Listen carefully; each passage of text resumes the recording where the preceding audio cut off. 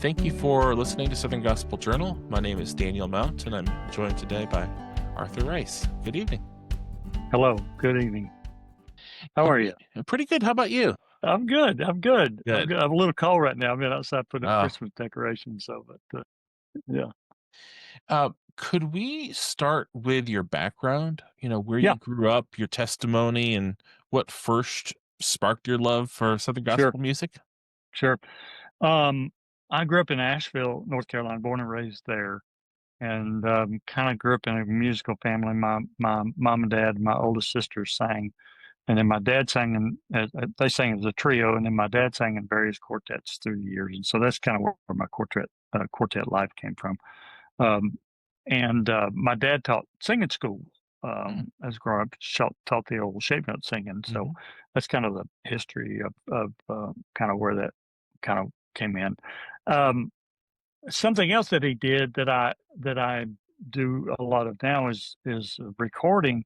My dad kind of dabbled with that, and of course, in the 50s and 60s, it was a little different. There wasn't a lot of recording studios around. So he had a 4-track recorder that he recorded a lot of his quartets and stuff. And so I've got some old recordings of used to have. They're long disintegrated by now, but I do have some copies of Rex Neela and Ray Dean back in the 50s, and so it's pretty cool to see some of that stuff. And so it's funny. When I started kind of working in the studio a little bit, I didn't really think about it, but that kind of comes full circle. It's funny how stuff like that happens. But so I grew up around around music and around church, and I've only heard one other person say this.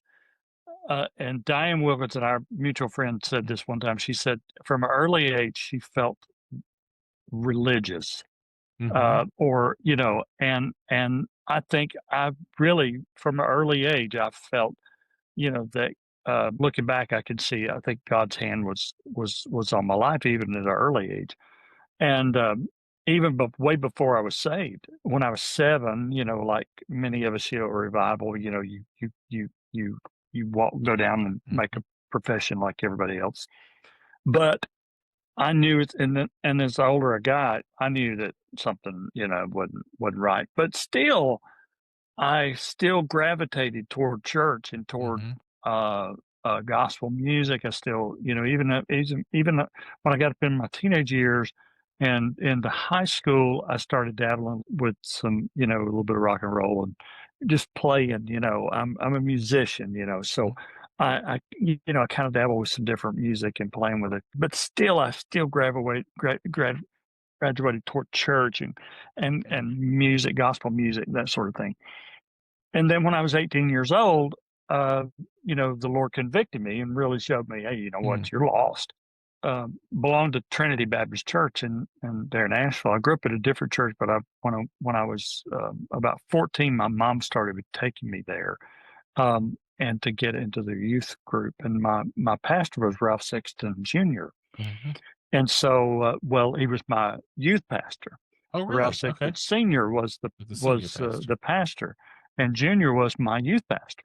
Okay. So that was about 1974, 75, somewhere around in there. And it was right at the beginning of his ministry, also, really. Mm-hmm. In fact, he just celebrated his 50th year.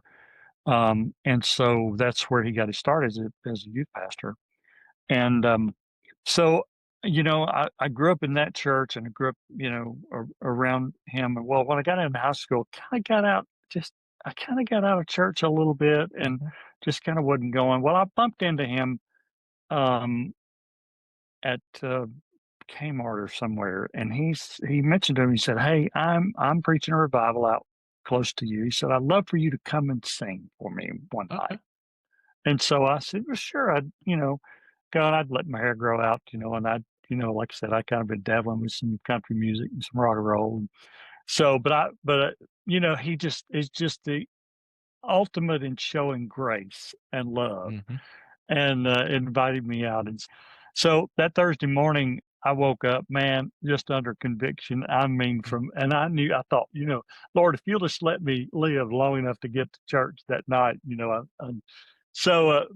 he did, and then I got saved that night at the revival, and it was on. In fact, it was uh, about a week ago in November, so right before Thanksgiving. So when I was 18 years old. So but that's the deal. People say, well, how do how do you know? Well, there's a change, and there's definitely a change in your life and in your heart, and you know. And so from that point on, it just I got back in church, and but he's just the ultimate in showing grace to people. I know it was God that put him and right in my way that day, and so then kind of got back in church, and kind of I started singing with a little group there in the church called the Gerald Payne family. We were kind of a regional group, but we had started traveling a little bit, trying to getting out a little bit.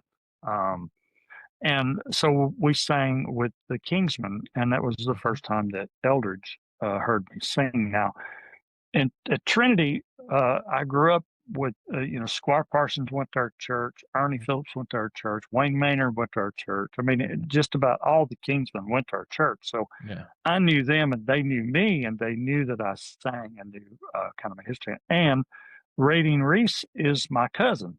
Yeah. So, in fact, my dad got him when he got out of service. He's the one that got him started singing in quartet music. My dad was the one that got him taught him how to sing bass. So we had a history there, and he knew me and that sort of thing. But this time, it was the first time Eldridge had heard me sing, Okay. and then so it wasn't too long after that. He called and asked me if I'd be interested in singing with the Kingsmen, and kind of the rest is history. So Yeah. that's kind of my early years. So One other question on the early years. mhm. With different groups you were you primarily a bass guitarist? Did you play other instruments, and did you sing a lot with the other It's contexts you funny. were in? I started playing bass guitar for my dad's group Hmm. when I was about 7 years old, somewhere around in there, Oh wow. and I played, and then I sang. Okay. They would have me come and I would sing one or two songs, and I had super high voice, and I sung everything that Archie Watkins sang, Hmm. and so I loved it. I loved the inspirations. Loved Archie Watkins. I sang. So then, when I was about 14, my voice changed and dropped to the basement. Well, then I wanted to be a bass singer.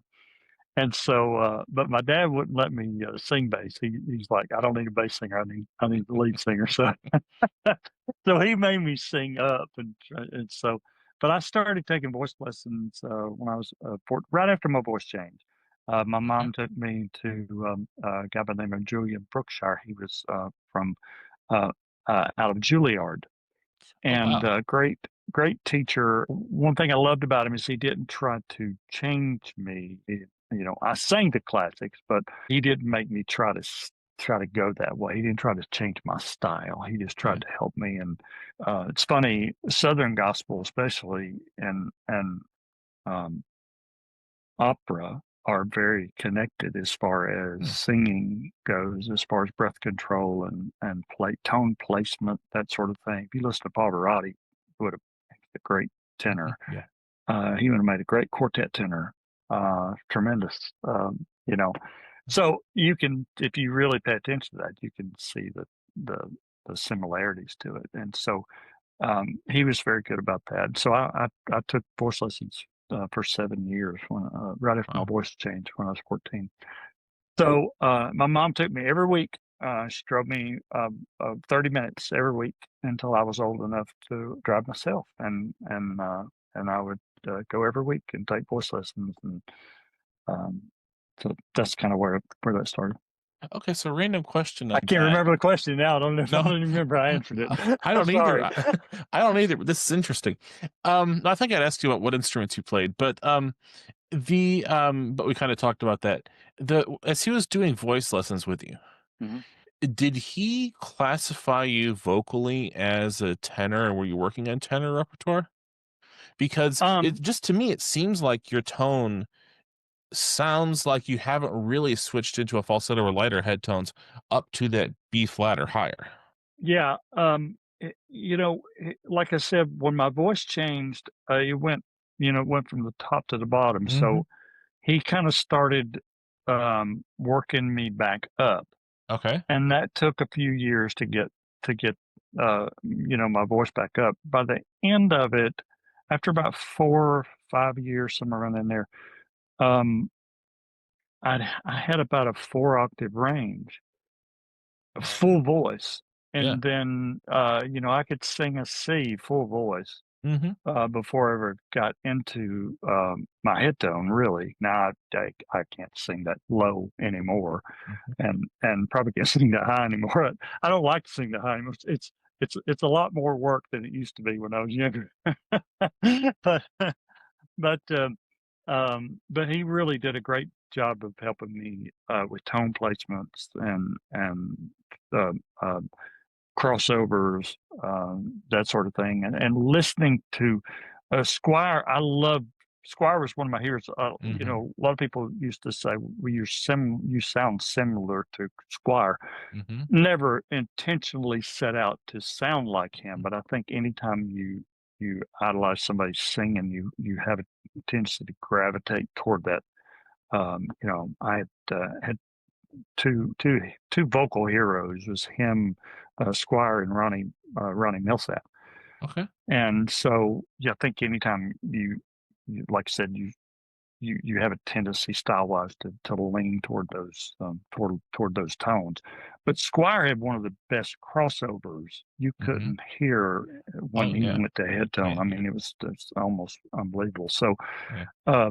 that was kind of my goal, was to try to I wanted to emulate that and you know work on that. And he tremendously helped me with that.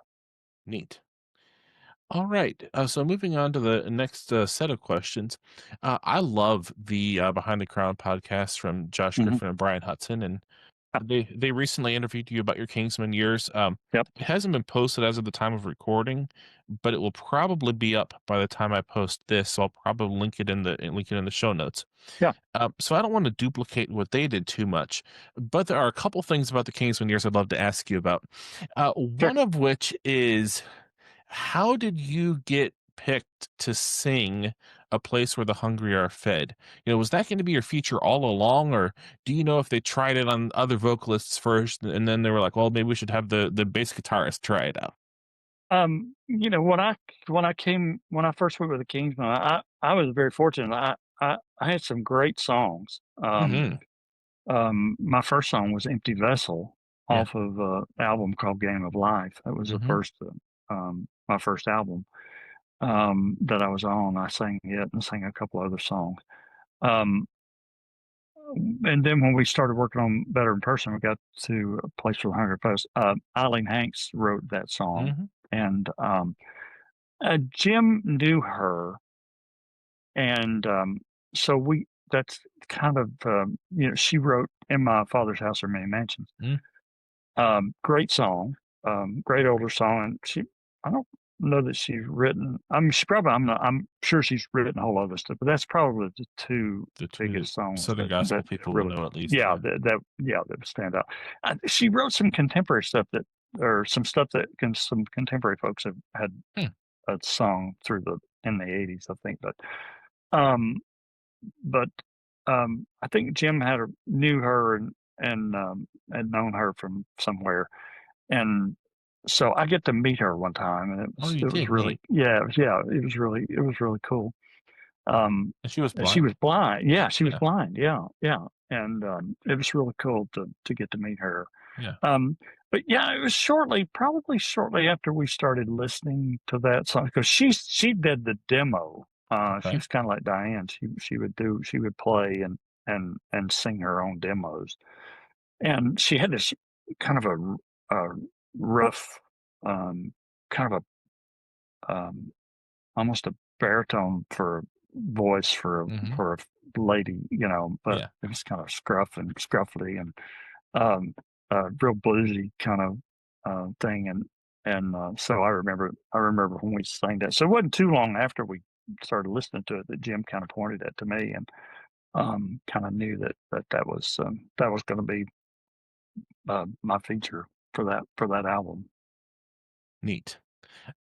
Just a funny thing, from when Hmm. he was introducing you Hmm. on that album, Yeah, he said that the first night you played and sang with the Kingsmen, he told the audience if you did well, they'd buy you a suit.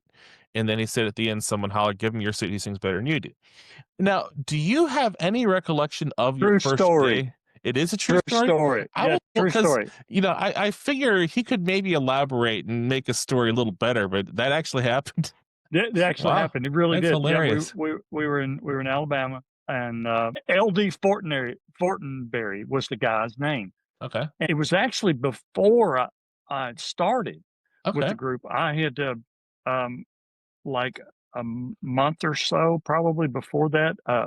Ernie asked me to go with them one weekend. Mhm. And like I said, this was after Eldridge had heard me, and so Ernie asked me to go with him one weekend. It was just a short weekend, 2-day weekend, and so we went down to Alabama, just did 2 dates, and came home. And that night they had told Jim that that I could sing and that sort of thing, and of course Ray kind of helped with that. So they let me come. They Jim actually let me come out and sing a song. Hmm. And um, they were actually talking about at the time, I think, hiring me, and he made that comment. He said we're thinking about hiring this young man. He said if he sings, he doesn't have a suit. That's sort of thing.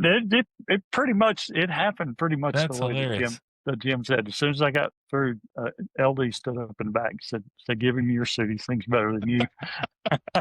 Oh, that's hilarious. So, yeah, Yeah. People that remember that yeah. that was that was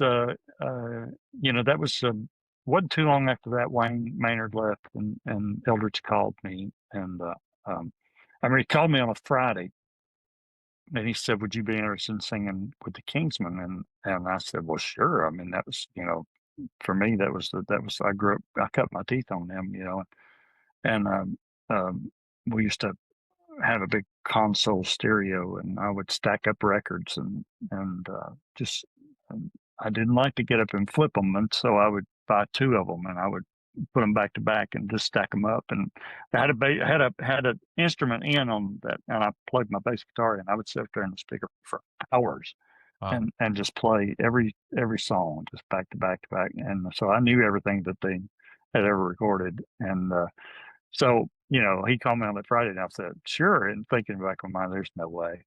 And he said, "Well, be in my office Monday morning if you're interested." So I went, met him in his office about 9 o'clock, and he offered me the job. And Wow. 2 weeks later, I went on the road. So I just loved it. I loved the time.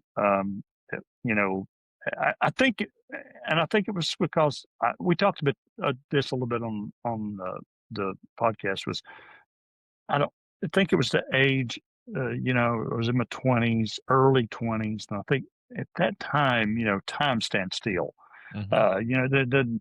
It doesn't pass like it does now that we're older, and that I was only there 5 years, but it felt like a long time. Yeah, We did a lot of stuff. We sang a lot of places, and just yeah, it was a great experience all the way around. Eldridge was a great guy to work for. The group was we never had a minute's trouble. We loved what we did, and everybody loved what we did. So that's neat. So the other Kingsman song I wanted to ask about was "I Sing Because," yeah. and your version was the original recorded version of that song, right? Yeah, Squire recorded it, and of course, Okay, most of the time when Squire recorded it on an album, that's okay. usually how he You did pitch it? all of his. Yeah, his pitches Yeah, were off of an album, yeah. and so he had recorded it. He was with Benson at the time, Okay, and Benson Music, and he recorded "I Sing Because" pretty straight, and he sent it to us, and we recorded it pretty close to the way that he did it. and but he didn't release it. We released it, and Okay. it's and that was a big, a big song. Like I said, I was very blessed. I had some great songs Mhm. while I was there. I was blessed with some great opportunities to sing some great songs. So by the last year or 2 of your time with the Kingsmen, Mhm. were you consistently singing "I Sing Because" almost every night, "A Place Where the Hungry Are Fed" almost every night, or between the Pretty 2 of them, much, or other yeah, songs? pretty Okay. well. We were kind of back then. Of course, you didn't have a set list consistent, but yeah. Yeah, yeah, pretty much. And back then, you sang hits and Mhm. radio hits, and it's different. Radio's different nowadays than, you could have a song that it could be number one for several months, or it could stay in the top five for a year. Uh, You don't have that anymore. It's different. It's a different time. Yeah.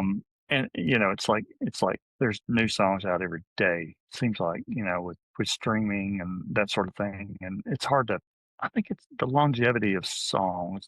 It doesn't last as long. I think that's one reason there's so many classics now, Mhm. that you think of, and that come out of the 60s and 70s, especially in those early radio days, because it was just it's just a different time, and Yeah. I wonder and if time tarries, if the Lord tarries in 40 years, what are going to be the classics from our era? I don't know what that would be. You know what I mean? It's just a different kind of thing. I have a Um, theory. yeah, I have a theory, and I think the classics of this era of gospel music are because of what happens live as much as anything.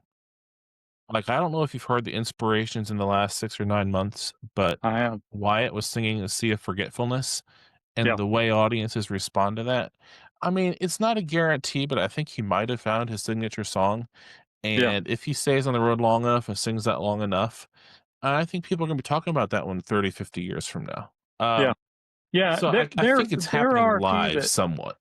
I think you're right. I think you're right. And there are a few that come along that you go, oh yeah, I think, like you said, I think that's your signature song, but you don't have as many of those, I Not as think, many. as you do, because you're uh, uh, so pushed to get new material out Mhm. nowadays, and it's like, we were lucky to record one album a year, maybe, and then out of that album, we only sung maybe two or three songs off of it, because you were still singing the hits from the last 10 years, you know, stuff that people still wanted to hear. So it's but, but yeah, you know, uh, we sang just about every one of those every night, Yeah.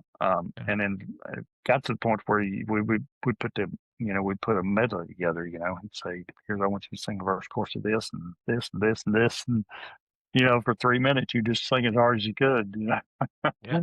So, So moving on then, yeah. can you, share the story behind joining Squire Parsons and Redeemed?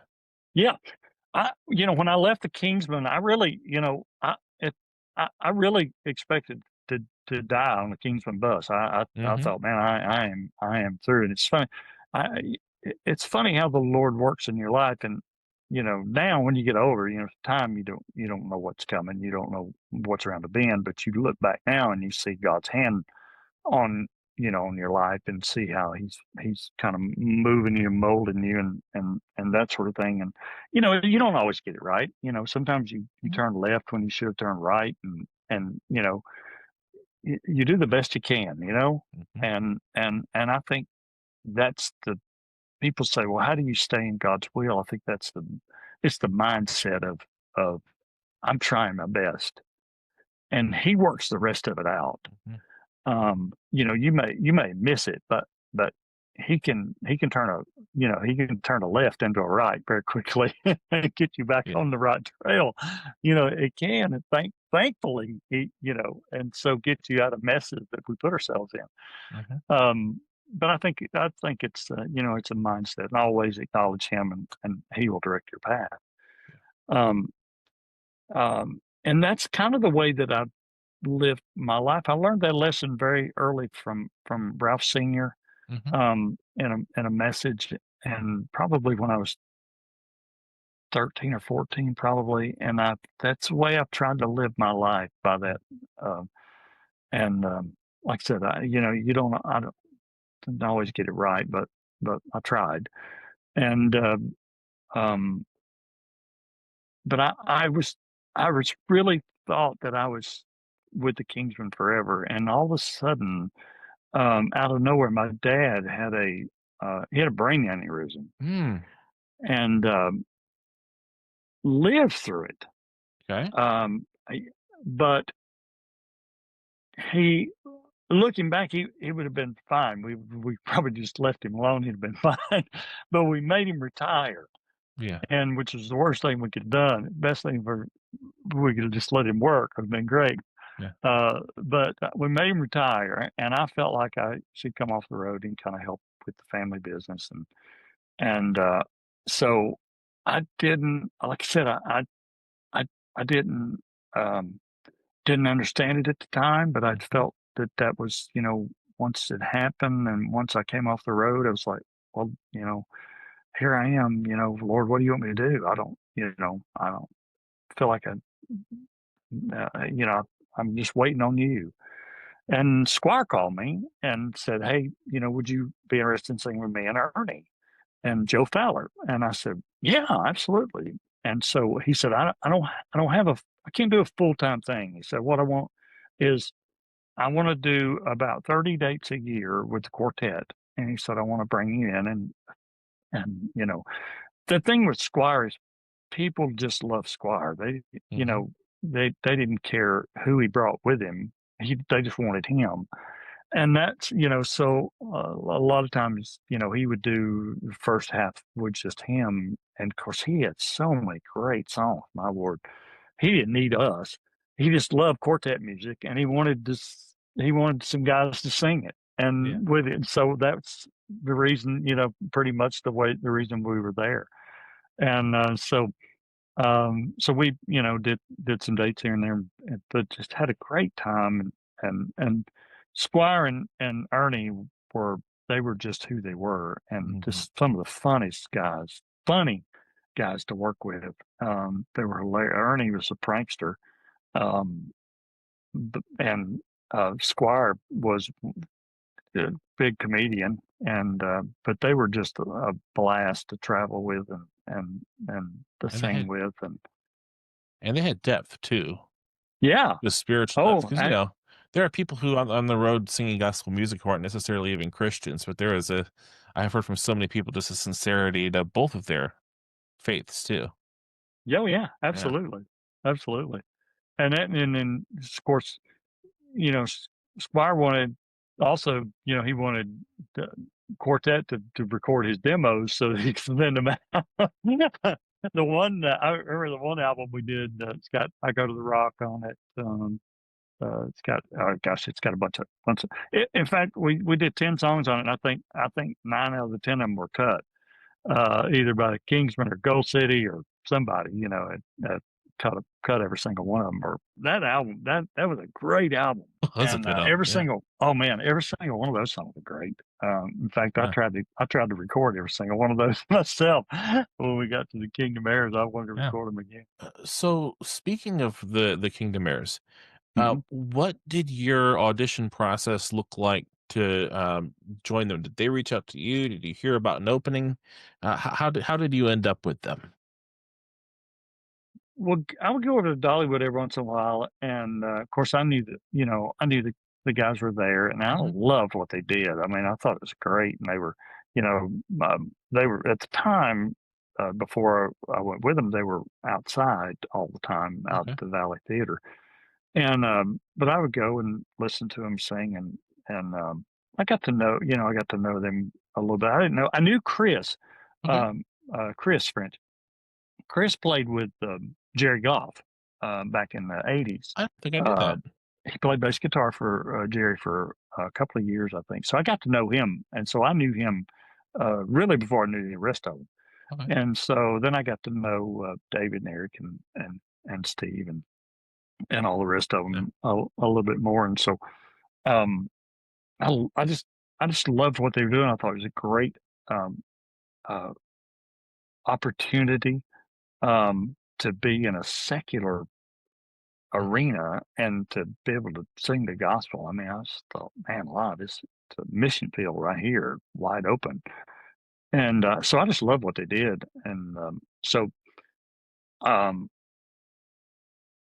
Steve called me a couple of months before and said, "Hey, if anything ever happened," he said, "would you be interested in singing full time with us?" And I said, I would entertain that.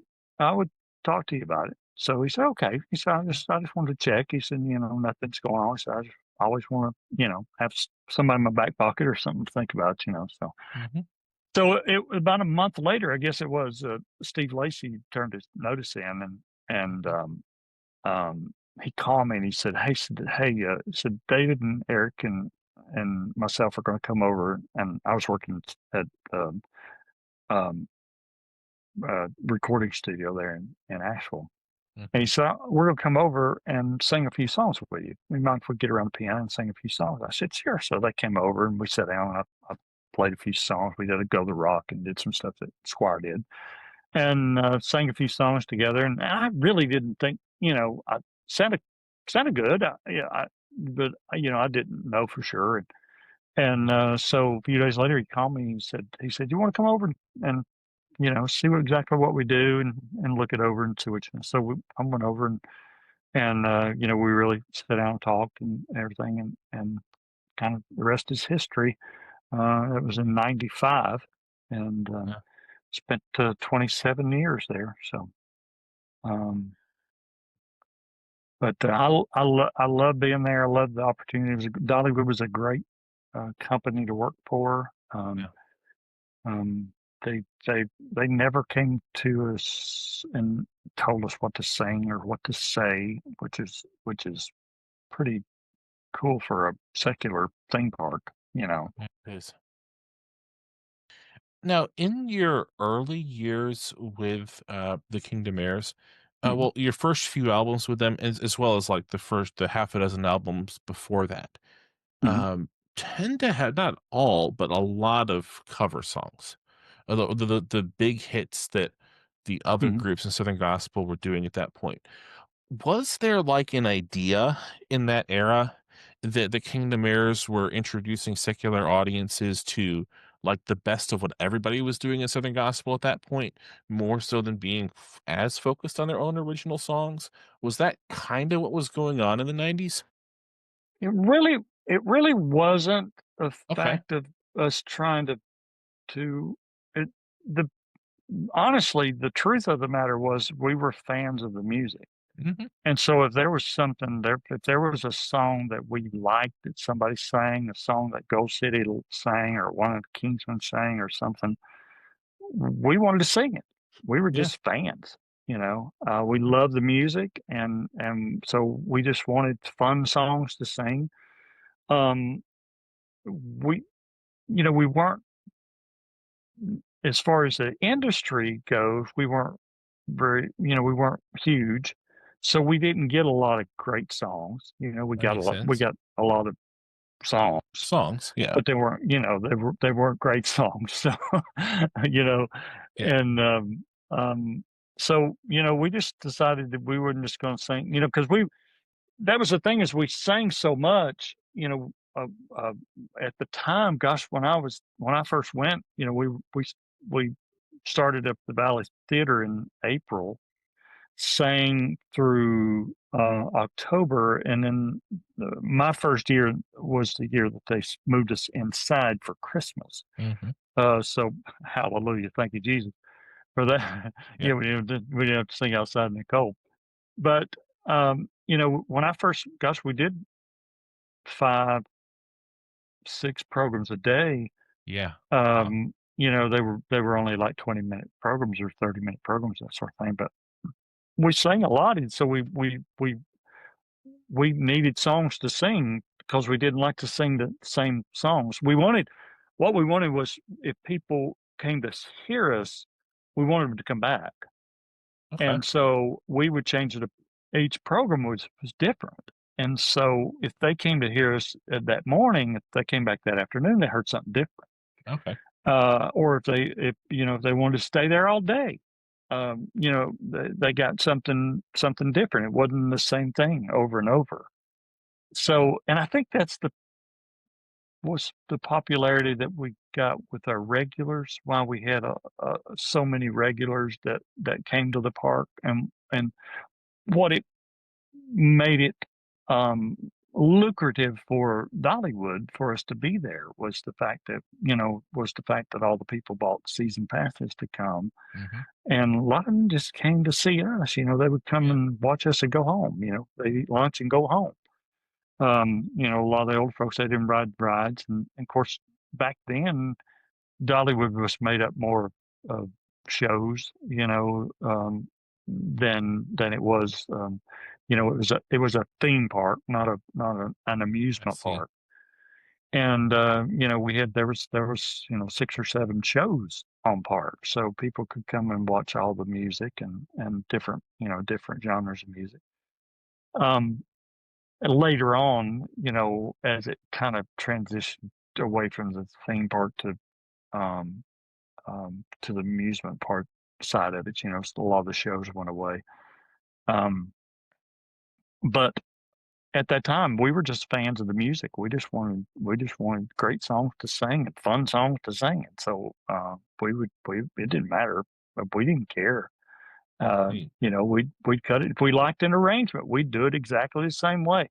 That was one of my biggest peeves was if we were recording the song, re-recording a song. We go into the studio, musicians would want to change it up and all this kind of stuff because they didn't want to play it. Well, I don't want to play it like.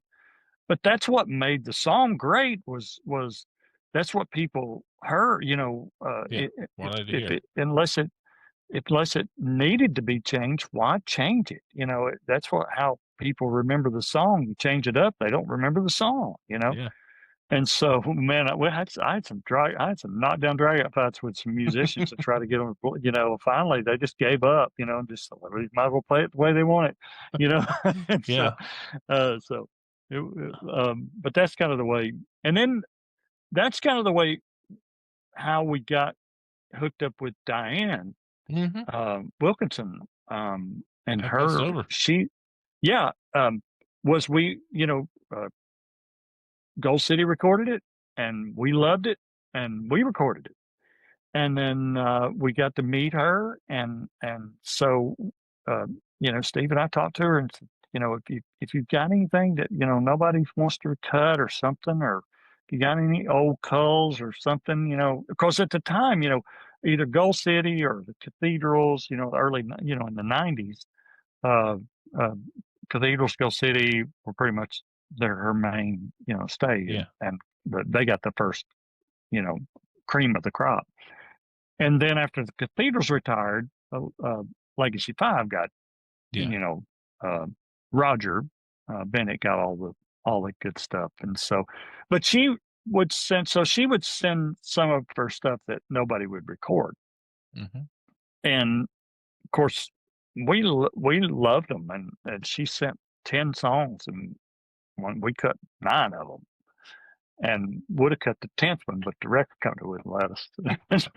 They said, "Well, you got Uh, to do at least one of our songs." I think So I think I heard that story. yeah, yeah, and Yeah. well, we cut all 9 of them, and then but she would send us the stuff that a lot of quartets were afraid to sing sometimes. Hmm. Either the message was a little too strong, um, or the arrangement was a little too hard, and the more difficult the arrangement, the better I liked it. And when Roger died, they kind of opened the door for us to get some of the more of the and her better stuff. And the more we cut, the more she wanted us, give us. So that's when we started getting some of her stuff. That's Most right. albums, we would record probably at least 7 or 8 of her songs, you know. And we tried real hard to find other songs, but we just could find anything we liked better. Well, I think there was a point when she loved you so much, she was sending you a lot of her best songs, but that didn't mean everybody else was sending you their best songs. Now, Yeah, Rodney yeah, Griffin sent you a couple amazing songs too. yeah, yeah. I know I'm Absolutely. going there as Rodney's many always been a great times, one. and goodness, he Yeah, sent you some amazing songs too, but yeah, yeah, yeah. not Rodney was everybody good. was. Yeah. Rodney was good I would call Rodney and say, "Hey, here's what I need. Mhm, Need something like this, or blah blah blah, or that sort of thing." And sometimes he would get an inspiration, like when David and Eric and Jeff left. mhm. That was a pretty big blow Yeah, uh, to lose three members yeah. right there. That would have destroyed a lot of groups. And Donnie would help with that as far as, um, the thing about the park in the 27 years I was there, I was always amazed at one thing. Every program, I would always ask, or one of us would always ask, how many are seeing us for your first time? Never Mhm. seen us before. And this is, and the group's been there since '86. There would be 70, 75% of the people that was in Wow. every program that had never seen us. I mean, that's incredible. And that allowed us to make changes that a lot of groups couldn't get by with. That makes Um, sense. because we didn't have all those people. We didn't have 1,000 people sitting out there going, well, they don't sound like so and so, or they don't sound like they did last year, because 70% of them never heard us, Yeah. you know. Uh, so they had nothing to go by. So that allowed us to really be new every time somebody walked in the door. Um, and so it wasn't we didn't have that chip on our shoulder of having to prove ourselves every time we went out to sing, and so that's I think that helped us survive probably better, easier than majority of other groups would have struggled a lot more, I think, big time. But during that time when they left, Rodney sent me a song. He said, "Hey, I wrote you guys a song, and it's called 'Going On with the Song.'" And just always wanted to encourage you guys. Great song and wonderful song. He would do that every once in a while. He would write a song. In fact, he sent me a song, the song "I've Been Rescued." Well, that's a good If song. you remember that song, he sent me I that. love that song. He and Tim Lovelace wrote that song. He sent it to me, and uh, for some reason, I couldn't record that song at that time. That was in '99. I think it was '99 that he sent that song. It's for some reason or other, I couldn't get peace about recording it. Hmm. And I called him, and and he was he didn't understand exactly, and I didn't either. And I tried to explain to him. I said, "Man, I don't really know why." I said, "I just can't get peace about recording this song." I said, "But I want to ask you to hold it for me." I said, "I don't know why, but I said, I really want you to hold it for me if you don't care." And it took some convincing to get him to do that, because, that's how they make their living, songwriters. And, but he said, "Okay, I'll hold this. I'll hold it for the next album." Well, that was when I had my back surgery Mhm. right after that. And I went through that time of depression. I went through that time of the addiction to pain killers, to morphine, to getting off of it, to going through DTs, to getting that. You know, I went through that, and then I knew why. After I went through that, why God wouldn't give me peace, because it wasn't time for it. And then so that helped me to set up my testimony for how the Lord helped me through that, Mm. is to sing that song, "I've Been Rescued." And that was my testimony song at that time. And, that's that's, that's how we're supposed to help other people. It's, we don't look at our circumstances or what we're going through, we look at, okay, how can this help someone else? Because somebody else is going through what you are. Doesn't matter what it is. There's somebody's going to go through it, and they need help. And you can either sit back and be, woe is me, and why am I, or you can use it. And the Lord really used that. In fact, uh, I remember I gave my testimony about that in Singing News one year and forgot all about it. And 2 years later, this guy walked up to me at the record table at Quartet Convention. And he said, "You don't know me." He said, "But I was in the hospital, addicted to drugs, tried to commit a suicide, and said my nurse brought me your article and told me to read it." Wow. And he said, I got saved. He said, just because of your testimony. Wow. And I'd forgotten about it. I mean, but that's how the Lord works, Yeah. and through us. And I was would I want to go through it again? No, but you know, but I'm grateful that God used it, and He allowed me to use that as testimony to help and encourage a lot of people. I don't know how many people that would come to me and say, "Man, I've struggled with that. I know I've been through that." To hear somebody else say, that they have been through it, and to be real, um, Hmm. is what you want to be in front of people. Is Yeah. is That's what real Christianity is. Is just to be real with them. Yes. I don't Now, know how we got off on that, but anyways, well, actually, that was I was going to ask you about some of the songs you sang with the Kingdom Heirs that really yep. moved people. People shared uh, testimonies about them, and that it's really right in line with that. So I want to be respectful of your time and not, take us too much past an hour. So I won't talk about every song that we could have talked about. Maybe Yeah. one of these days we'll loop back and talk about some more. Yeah. It's recorded so many great songs. It'd be fun to Oh, I talk know it. about more of them someday. But there's one when you talk about songs that really moved people. Mhm. I just want to talk about When You Look at Me Oh, for yeah. a minute, Yeah. because well, I'll share my story with it. As somebody who's overweight, I'm pretty aware of what people think of overweight people because Mhm. often enough they'll say it. Um, Mhm. Yeah. and it's really easy, but everybody has their story. Everybody has something they're insecure about, and it's really easy to measure ourselves by what people think about us.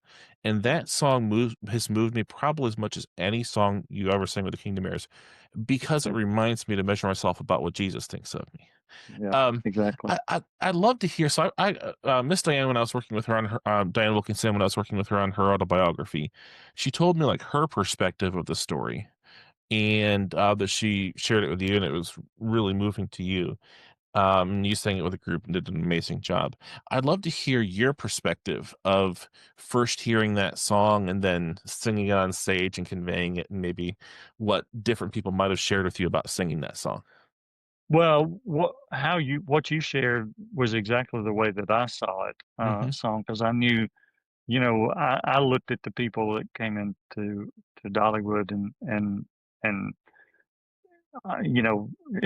if you want to if you want to see a different perspective of the world, go to a theme park and Hmm. watch people, and see every single one of them are different. And if they come into our program, it's not I'm not the one judging them. Just like you said, we don't judge ourselves by the way people look at us. We judge ourselves by the way the Lord looks at us, and that's exactly how I looked at that song, and that's what the message in the song for me was. That's what I wanted to convey to the people was he looks at us totally different than how we see ourselves, and what is successful, and what is by the world standards, it is nowhere close to be what successful is to the Lord's standards. Yeah. And that's the message exactly the message that I wanted to get across to people, and hope that it did, and it touched a lot of people. And I think there, like, I cannot think of another song that conveys a message anything like that. It is such a unique Any song and that better. message it conveys. Yeah. Yeah, I agree. I agree. So before we wrap up and moving toward the end, one of the biggest Mhm. reasons I wanted to connect with you and um, record this episode was I was just uh, YouTube recommendations. Sometimes they're useful, sometimes it's something really powerful. Yeah, They yeah, recommended a Trinity Baptist live stream here a couple months ago. It was, I don't know, it was an old live stream, months or a couple of years old at the time. I'm not sure exactly. uh-huh, And it happened to be the one where you shared your testimony of how God moved in your heart to come off the road and join the Kingdom Heirs music program. Now, I just thought I was yeah, watching a service. I had no idea it was going to be the one where you shared that testimony. yeah. So, would you be willing to share that testimony here of how God really moved in your heart Oh, to absolutely. come into, come not off the road per se, but out of a Yeah. performance context as much into church music at your home church?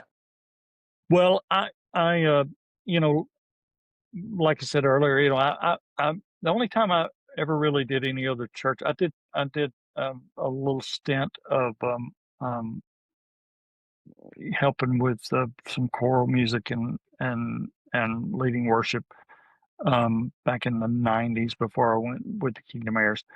Um, wasn't very long, but I enjoyed it. It's it's funny how the Lord puts people in your lives to kind of it kind of sets you up Mhm. to kind of push you in a different direction or that sort of thing. Mike Speck, I don't know if you know Mike. Yeah, not Yeah, personally, but I know his music. Yes, yes, yes, one of the greatest choral arrangers definitely. and directors ever to live. And Mike moved to Knoxville here, lives Mhm. just 5 miles from me. And he started working, took a part-time job at this church in Knoxville called Fairview Baptist, leading worship. And he needed somewhere to record some of his demos Mhm. and some work on some music and that sort of thing. So he called me. And he knew I had a studio here in my house, and he called me and said, "I'm looking for somewhere." And I said, "Oh yeah." So I I knew Mike, and through the years we'd worked some together, and we weren't real close, but we Mhm. worked some together and knew him. We were acquaintances, and so we started working together. And I, during that time, was like kind of it piqued my interest a little bit, and that sort of thing. I really didn't think about getting into it. It was just cool. It was just different. And but the Lord started dealing with me, and I didn't know. I really didn't understand what it was. I didn't know what He was wanting. You just Mhm. when the Lord starts dealing with you, you get there's just an uneasiness in your heart, Yeah. and then you start okay. Then you go through the checklist. Okay, well, is it spiritual? Is it something? Am I where I'm supposed to be? Am I doing something I'm not supposed to be doing? Mhm. Is it that sort of thing? And you get into okay, well, is it something you want me to do? And then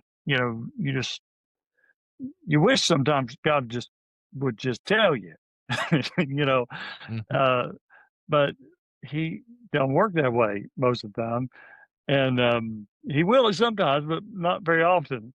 And so you start praying and you start studying, and that's the first thing you do is start you start studying and buckling down and reading your Bible, and that's where he speaks to you through. And man, I for months, I just could not get peace, and I didn't know what was going on. I didn't have a clue what I was supposed to be doing. I didn't know I didn't know I didn't know what he wanted. I really didn't. And I was, I was going to, I was going to the golf course. I was going to play golf that morning, and I, I pulled up in the driveway of the golf course in the parking lot, and I just broke down, and I just said, "Lord, I I don't know what it is you want me to do. I'm just ignorant, and I just need you to just tell me." I said, I'm really struggling, and I said, if you do, I just really need you to tell me what you want me to do. Mhm.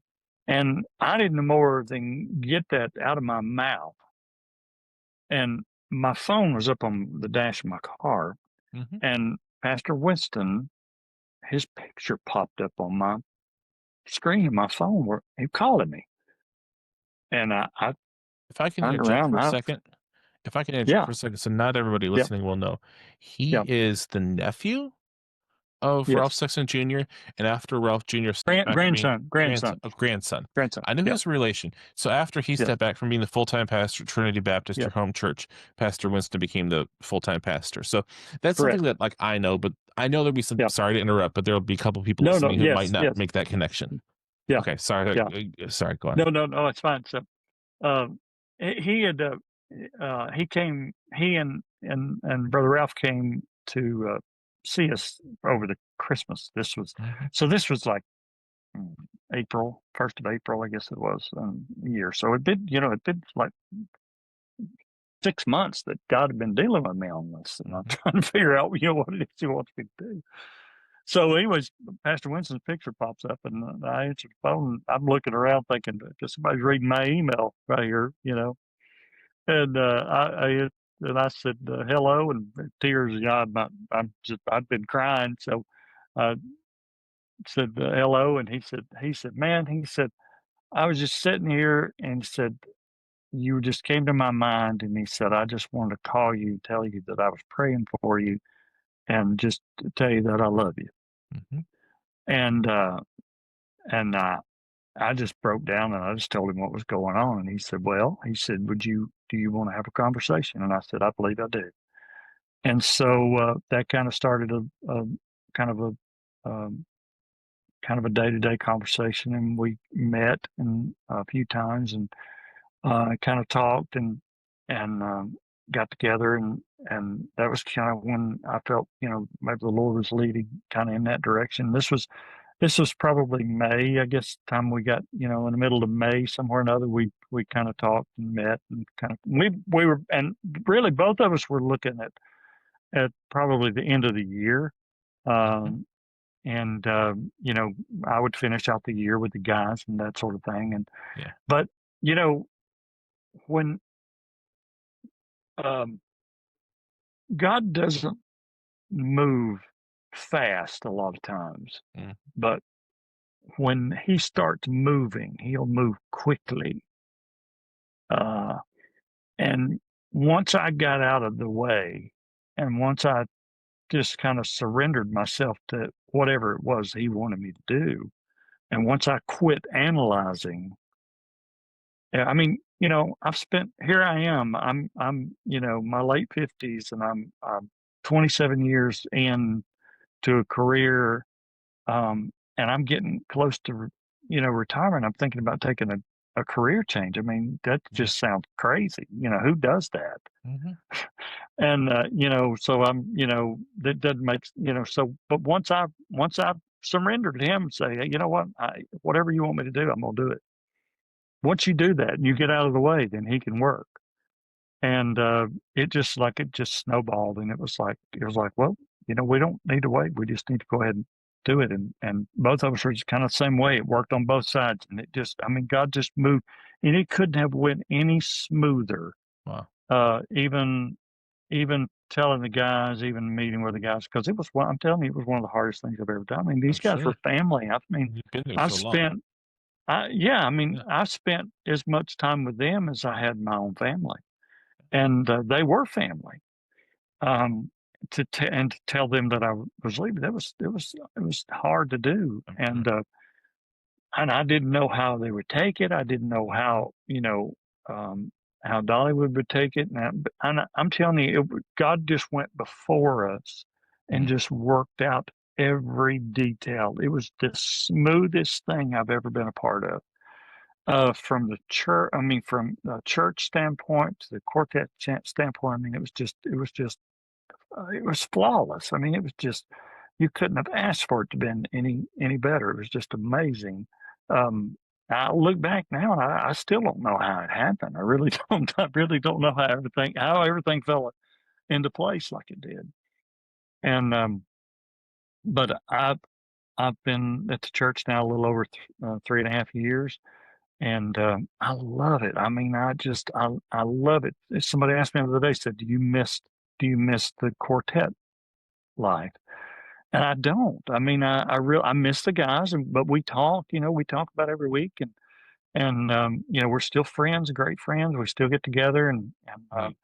um, you know, but when when when God calls you to something, um, you don't have to worry about missing your old life or missing something. He fills that void, and so I love the choir. I love working with the choir. When I first came, they come out of COVID, and COVID changed our churches as far as Mhm. singing. Yeah. The devil took our song, Mhm. and everybody quit singing. And the choir had dwindled down to like 35 people or something like that, Wow. and it was just barely getting by, and the music, but that's the way it was in every church, just Yeah. about. And now I have a little over 120 people in the choir. I have a full band. Um, it's it's just amazing what God has done in just a short amount of time. And it's like it, every week I'm just blown away. Every time we have a rehearsal, we go to rehearsal every Tuesday night. It's just another church service for us. I mean, we just go to church, and we just have a great time in the Lord. And every week I'm just blown away at the people that will show up and that want to sing, that love the Lord, Mhm. that come prepared, um, not only music wise, but have their hearts prepared when they show up to worship and to lead the congregation. And Mike Speck always said, the choir is the thermostat. Mhm. You know, they're not the thermometer; they're the thermostat. They're the ones that control the temperature in the church, and so our choir just love that, and uh, that's their philosophy, man. Now they Neat. want to crank it up, and get it going. So, but we just every week is just amazing, and I'm just amazed at what God is doing, and I love just being a small part of it. Wonderful. So you're the choir director there? Is that kind of Yes, your role? minister Okay. music. Yep, yep, Minister. yep. So as a minister of music, Yeah. then you're kind of work with the band as well, Yes, yes, which yeah. makes sense because you have a background singing and you have a Right, background playing right. instrumental music, so it works well. Yeah, yeah. Neat. How can people keep up with Trinity Baptist? And we didn't have enough time to talk about it in any detail, but with Southern Gospel Podcast, your excellent podcast, and anything else you'd Oh like to yeah, mention. yeah, yeah. We haven't done any lately. Daniel and Darren have kind of we Darren's gotten busy, and Daniel Brett has gotten busy. I think we've all gotten busy. We just kind of put it on the Mhm. back burner, I think. So, but we talk every once in a while, like, maybe we need to do another podcast, if nothing else, just get together and talk. And Yeah. that was a fun thing that kind of came along, and out of nowhere, and had a fun time with that. So that was I that listen was to fun. every episode. Yeah, well, I appreciate those. We had some great guests and had Ever. some great conversation. One of my favorite ones was when um, of course, Peg McCamey was great. That Oh was a yeah. that was a great podcast, and um, Charlie Daniels, old devil went down to Hmm. Georgia, man. Charlie Daniels, that's a great podcast. Boy, he loved the Lord, man. I'm telling you, and knew the Bible. My goodness gracious. Uh, He, those are fun. But to get back to your question, sorry, I've Sure. rabbit trailed just about everything every question you've It's all asked good. for this. But they can go to tbcasheville.org, Mhm. and you can follow us on Facebook. You can go. We have a choir page, TBC choir on Facebook. Tammy posts a bunch of our, just about every Sunday, she'll post something that we do from choir that day, and our music, and we're fixing to put some stuff up on the website. Next this coming year, we're going to do some online stuff instead of doing an album. Um, a lot of people don't buy CDs anymore, Mhm. and a lot of times they don't now they don't even buy flash drives anymore. So we're going to start taking some of our music that we record live and put it up on our website so that people can.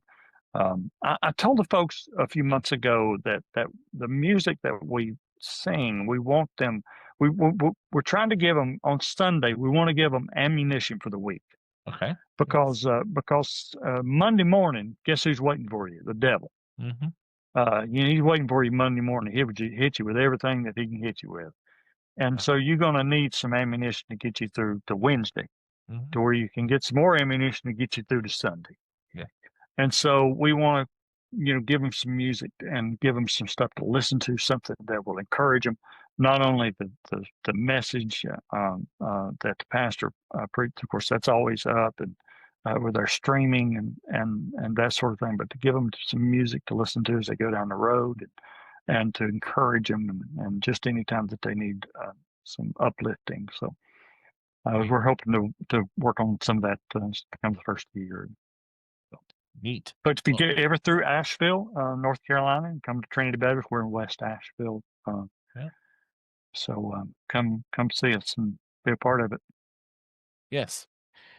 Thank you so much for taking the time to Ah, come on. thank I really you. I appreciate it. appreciate it. Absolutely. Yeah. I've enjoyed it, and Me too. thanks for having me on. We'll have to get together and talk again about Sounds some good. Diane songs, some more Yeah. of those great songs. There are so many good songs she wrote and that other people wrote that I think are worth revisiting and dusting off and talking about again one of these days. Absolutely, absolutely. I feel that there are several of her songs could be classic songs that could come up in the next 10, 15 years. I think that people could pick up and redo. I think so. Yeah, Yes. All right. And to the listener, thank you for listening to Southern Gospel Journal. Keep up with the latest episodes on YouTube, your favorite podcast platform, or on southerngospeljournal.com. Thanks for listening.